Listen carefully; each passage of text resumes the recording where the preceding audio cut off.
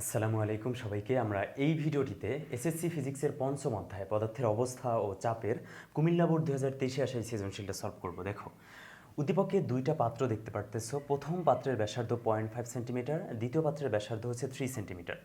এবং প্রথম পাত্রটার উচ্চতা হচ্ছে 8 সেন্টিমিটার এবং পুরো পাত্রটা যে কোনো একটা তরল দ্বারা পরিপূর্ণ, এবং এই তরলটা কি সেটা কিন্তু বলে দেওয়া আছে ঘ নম্বরে। দেখো, ঘ নম্বর বলছে যে ক সিলিন্ডারের পানি খ সিলিন্ডারে ঢাললে, তার মানে ক সিলিন্ডারে কি আছে? পানি আছে। ক সিলিন্ডারে আছে কি? ক সিলিন্ডারে আছে পানি। ওকে, তাহলে আমি এটা বুঝলাম যে প্রথম যে পাত্রটা আছে এখানে পানি রাখা আছে এবং প্রথম পাত্রের পুরো উচ্চতা হচ্ছে 8 সেন্টিমিটার এবং পুরোটাই পানি দ্বারা পরিপূর্ণ আছে, যার ব্যাসার্ধ হচ্ছে 0.5 সেন্টিমিটার। দ্বিতীয় পাত্রের ক্ষেত্রে এখানে কি আছে এটা কিন্তু বলা নেই, এখানে কি আছে তরলটা এটা বলা নেই। তাহলে এই পাত্রের পুরো উচ্চতাটা কি দেওয়া আছে? দেখো তো, না, এই পাত্রের পুরো উচ্চতাটা দেওয়া নেই। শুধু এটা বলা আছে যে খ যে পাত্র আছে এই পাত্রের 4 সেন্টিমিটার একটা তরল দ্বারা পূর্ণ আছে, বাকি অংশ খালি আছে। কিন্তু বাকি অংশ কতটুকু খালি আছে এটা কিন্তু বলা নেই, অর্থাৎ পুরো উচ্চতাটা তো আমি জানি না, এটা দেওয়াও নাই। তাহলে শুধু দেওয়া আছে যে 4 সেন্টিমিটার কোনো তরল দ্বারা এটা পূর্ণ আছে এবং এটার ব্যাসার্ধ হচ্ছে 3 সেন্টিমিটার। এই ডাটাগুলো আমরা উদ্দীপক থেকে পাই। গ নম্বর বলছে যে 500 কেজি পার মিটার কিউব ঘনত্বের কাঠের টুকরাকে যদি খ সিলিন্ডারে রাখি তাহলে এর কত শতাংশ ভেসে থাকবে। মানে কাঠের টুকরাকে যদি পানিতে রাখো তাহলে কি কি হতে পারে? কাঠের টুকরাটা পুরোটা ডুবে যেতে পারে, কাঠের টুকরাটা সম্পূর্ণরূপে ভেসে থাকতে পারে, কাঠের টুকরোর কিছু অংশ ডুবে আছে, কিছু অংশ ভেসে আছে, এরকমভাবে থাকতে পারে। তো এখন বলছে যে কীরকম হবে, কত শতাংশ ভাসবে যদি কাঠের টুকরাকে এর উপর রাখি, এখানে রাখি, তাহলে কত শতাংশ ভাসবে। তো এখন কত শতাংশ ভাসবে এটা যেহেতু বলছে, তার মানে ভাসবে তো অবশ্যই। এখন কত শতাংশ সেটা আমি জানি না। এই যে এটা হচ্ছে কাঠের টুকরা, খেয়াল করো, এটা হচ্ছে কাঠের টুকরা। তাহলে কিছু অংশ ভেসে থাকবে আর কিছু অংশ ডুবে থাকবে, এটা আমি আন্দাজ করতে পারতেছি এখান থেকে। এখন দেখো, এখন আমরা যদি এইটা বের করতে চাই যে কাঠের টুকরাটা কত অংশ ডুবে থাকবে বা ভেসে থাকবে এই তরলে, তাহলে আমার একটা জিনিস লাগবে, সেটা হচ্ছে এই তরলটা কি সেটা জানা লাগবে। কেন? কারণ আমি এই কাঠের যে ঘনত্ব আছে এইটা এবং এই তরলের ঘনত্ব, এই দুটো রেশিও করে আমি ভাসন এবং নিমজ্জন এই দুটো অংশ বের করব। ঠিক আছে? তো আমার কি জানা দরকার? আমার জানা দরকার হচ্ছে কাঠের ঘনত্ব এবং তরলের ঘনত্ব। কাঠের ঘনত্ব দেওয়া আছে 500 কেজি পার মিটার কিউব, কিন্তু এই তরলের ঘনত্ব তো আমি জানি না, দেওয়া আছে কি? দেওয়া নেই। যেহেতু দেওয়া নাই, আরেকটা কমন সেন্সের ব্যাপার হচ্ছে, দেখো বলছে যে ক সিলিন্ডারের পানি যদি খ সিলিন্ডারে ঢালি তাহলে খ পাত্রের চাপের পরিবর্তন কত হবে। তো এইটা হচ্ছে, এটা যদি পানি হয় তাহলে চাপের পরিবর্তন হাইটের উপর নির্ভর করে, তার মানে এখানে হাইটটা বেড়ে যাবে। অর্থাৎ এইটা যদি পানি হয়, এই পানিটাকে যখন খ পাত্রে ঢালতেছি তখন আমি এটাকেও পানি হিসেবে কনসিডার করে নিতে পারবো। কেন পারবো আমি বোঝাচ্ছি। দেখো, যদি পানি হিসেবে কনসিডার করে নেই তাহলে যেটা হবে, আমি লিখে দেবো কিন্তু যে এটাকে পানি বিবেচনা করে নেওয়া হলো। কারণ কি জানো, যদি পানি না হয়ে এটা অন্য কোনো তরল হয় তখন কিন্তু ঘ নম্বর ম্যাথটা করা অনেক কমপ্লেক্স হয়ে যাবে। অন্য কোনো লিকুইড হলে তার ডেনসিটি আলাদা হয়ে যাবে।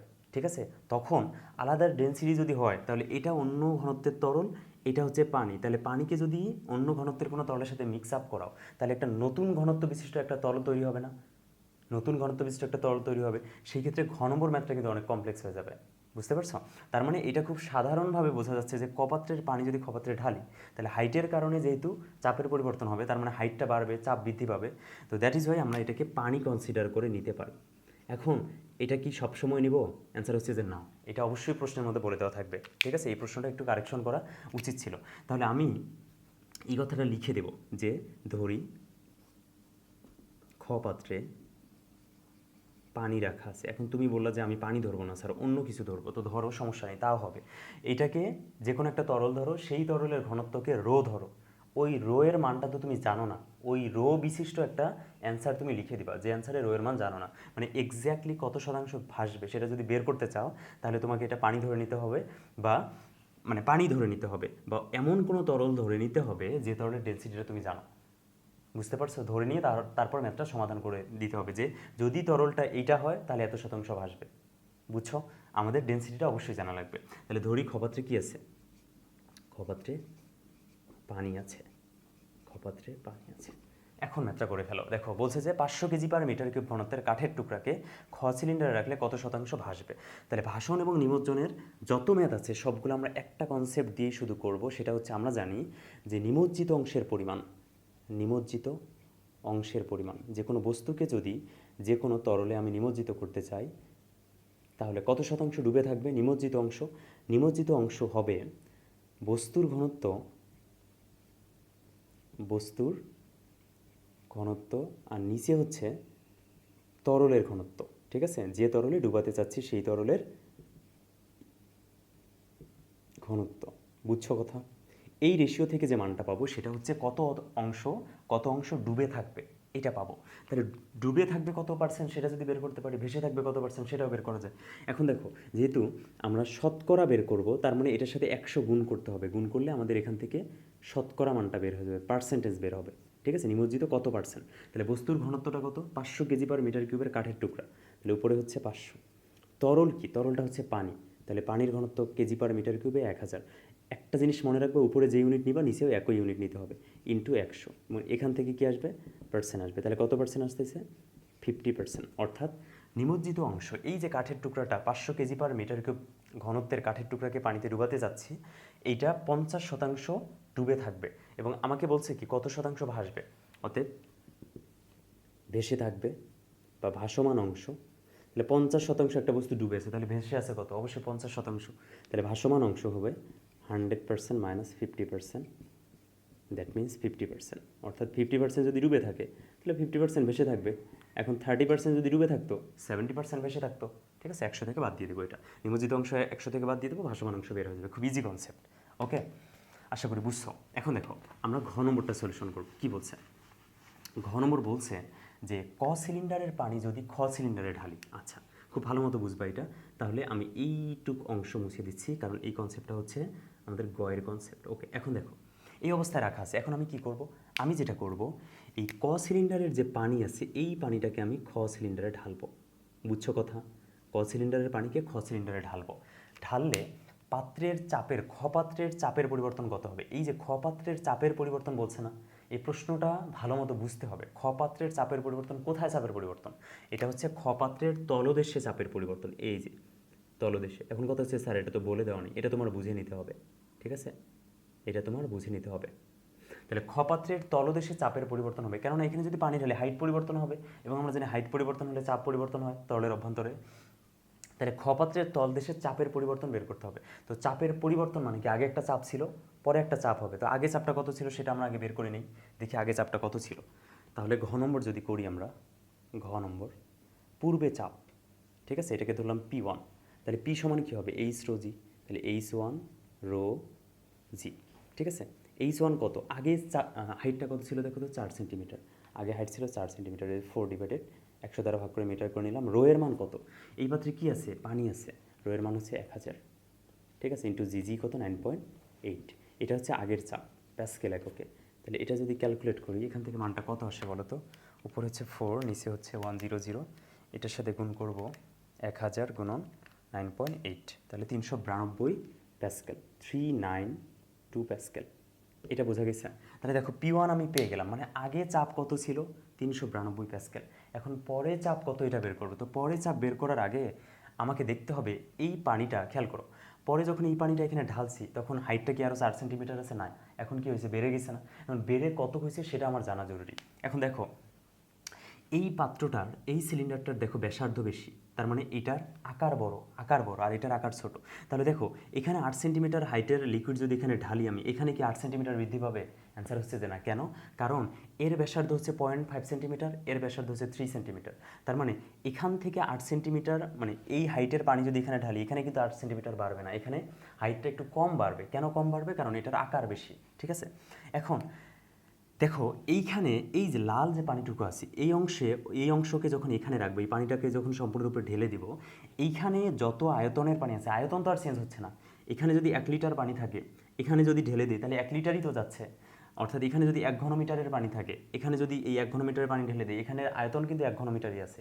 পানির আয়তন কিন্তু চেঞ্জ হচ্ছে না, কিন্তু হাইট চেঞ্জ হচ্ছে। কেন হাইট চেঞ্জ হচ্ছে? কারণ হাইট এই কারণে চেঞ্জ হচ্ছে, এটার ব্যাসার্ধ বড়, এটার ব্যাসার্ধ ছোট। বুঝছো এটা? অর্থাৎ এখানে যদি 1 লিটার পানি থাকে, এটাকেই যদি আমি ঢেলে দিই তাহলে এখানেও তো 1 লিটার বৃদ্ধি পেয়েছে পানি, তাই না?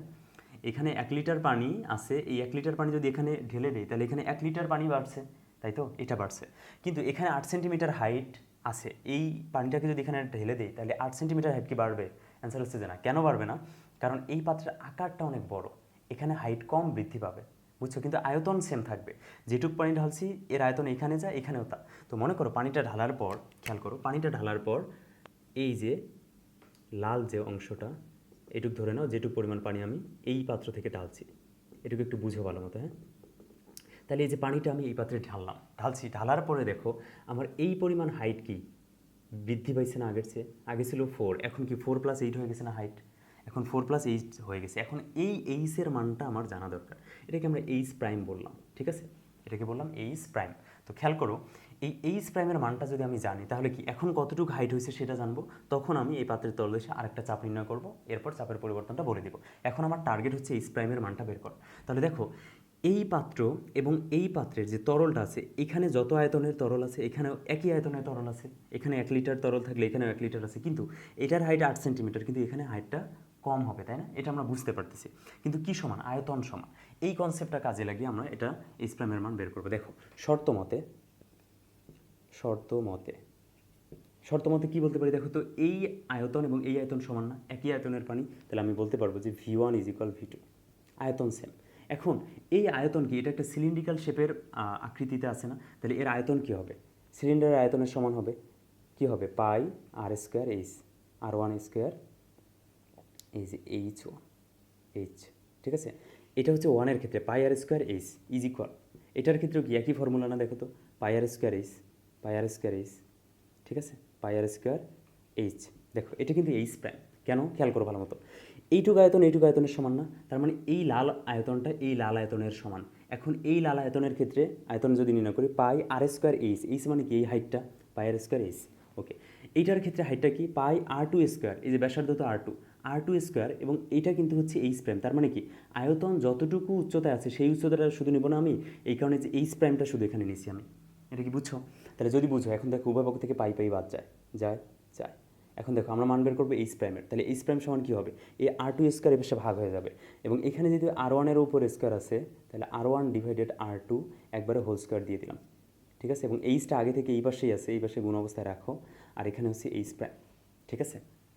এখন দেখো, এখন এইচ প্রাইমের মান এখান থেকে আসবে, এখান থেকে এইচ প্রাইমের মানটা চলে আসবে। তাহলে দেখো এখান থেকে যদি মানটা বের করতে চাই r1/r2, তাহলে r1 কত? r1 হচ্ছে 0.5, এখানে আর একক চেঞ্জ করার দরকার নেই, মিটার করার দরকার নেই, কারণ রেশিও আকারে আছে। আর r2 কত? r2 হচ্ছে 3, এই দুইটার উপর স্কোয়ার ইন্টু এইচ মানে কি? যে এইটুক 8 সেন্টিমিটার, খেয়াল করো এটা যদি সেন্টিমিটারে বসাও এইচ প্রাইমও সেন্টিমিটারে পাবা, কারণ এখানে তো কোনো একক নেই। তাহলে আমি 8 সেন্টিমিটারে বসালাম, ঠিক আছে? তাহলে আমরা এইচ প্রাইমের মানও কিসে পাবো? সেন্টিমিটারে পাবো। অতএব এইচ প্রাইম সমান কত সেটা এখান থেকে বের হয়ে যাবে। দেখো 0.5/3, এটার উপর হোল স্কোয়ার ইন্টু হচ্ছে 8, এখান থেকে মান আসতেছে 2/9, 2/9 মানে হচ্ছে 0.222, অনেকগুলো 2, তাহলে 2/9 রাখলাম। এইচ প্রাইম সমান 2/9 সেন্টিমিটার। কেন 2/9 রাখলাম? কারণ যখন তুমি লিখবা, যখন এটার পরিবর্তে লিখবা যে 0.222, তাহলে অনেকগুলো 2 কিন্তু তুমি বাদ দিয়ে দিছো, এক্সাক্ট মানটা পাবা না। তাহলে এইচ প্রাইমের মান 2/9 সেন্টিমিটার পাইছি। এখন দেখো আমার হাইটটা কতটুকু? এখন হাইটটা হচ্ছে এখান থেকে এইটুকু পুরোটা, ঠিক আছে? এখন আমি প্রেশার আবার বের করব, ঠিক আছে? এটা হচ্ছে আমাদের H2, ঠিক আছে? এখন এটা যদি H2 হয় তাহলে দেখো তো প্রেশার কি হয়? আমরা প্রেশার নির্ণয়ের ফর্মুলা কি জানি বলো? আমরা জানি P2 সমান H2 রো সি। তাহলে H2 এর মান কত? H2 মানে হচ্ছে 4 যোগ এই যে H প্রাইমের মান কত? 2/9, তাহলে 4 + 2/9, আমি দেখি মানটা কত আসে। H প্রাইম সমান 2/9 সেন্টিমিটার, তাহলে H2 বের করি একবারে, হ্যাঁ। H2 সমান 4 + 2/9 সেন্টিমিটার, হ্যাঁ, সেন্টিমিটার, বা কত আসে? 4 + 2/9, 4 + 2/9 মানটা আসতেছে হচ্ছে 38/9, ঠিক আছে? এটাকে ভাগ করব আবার 100 দ্বারা, আচ্ছা 4.22 লিখি, 4.22 এত সেন্টিমিটার, এটাকে 100 দ্বারা ভাগ করব, তাহলে কি আসবে? মিটারে আসবে 0.0422 মিটার, ঠিক আছে? তাহলে এখন মান বসাও, 0.0422, রো এর মান কত? 1000, তাই না? ইন্টু জি হচ্ছে 9.8, ঠিক আছে? এখন বলো তো হাইট আগে কত ছিল? এই 4 সেন্টিমিটার, ওকে, আগে ছিল 8 সেন্টিমিটার, হ্যাঁ ঠিক আছে, সব ঠিক আছে। এটার সাথে গুণ হবে 1000 ইন্টু 9.8, তাহলে মানটা আসতেছে কত? মানটা আসতেছে 413.77, 413.77, এত কি বলো তো? এত প্যাসকেল। আগে ছিল কত? আগে ছিল 392 প্যাসকেল। খেয়াল করিও ভালো মতো, আগে ছিল 392 প্যাসকেল, এখন আসতেছে 413 প্যাসকেল। কেন জানো? কারণ দেখো তো তরলের হাইটটা কি বাড়ছে না? তাহলে বাড়লে চাপও বাড়বে, চাপও বাড়বে। ওকে, তাহলে এখন আমাকে কি বলছে? চাপের পরিবর্তন কত হবে? পরিবর্তন মানে কি? পরিবর্তন সবসময় যেটা হয় যে পরের মান থেকে আগের মানটা বাদ দিব, তাহলে পরিবর্তন ডেল্টা পি, চাপের পরিবর্তন, সেটা কি হবে? P2 minus P1। তাহলে P2 মাইনাস P1 কত? P2 হচ্ছে 413.77, এখান থেকে মাইনাস P1 এর মান হচ্ছে 392। তাহলে এখান থেকে ক্যালকুলেট করলে আমরা একটা ভ্যালু কিন্তু পেয়ে যাব।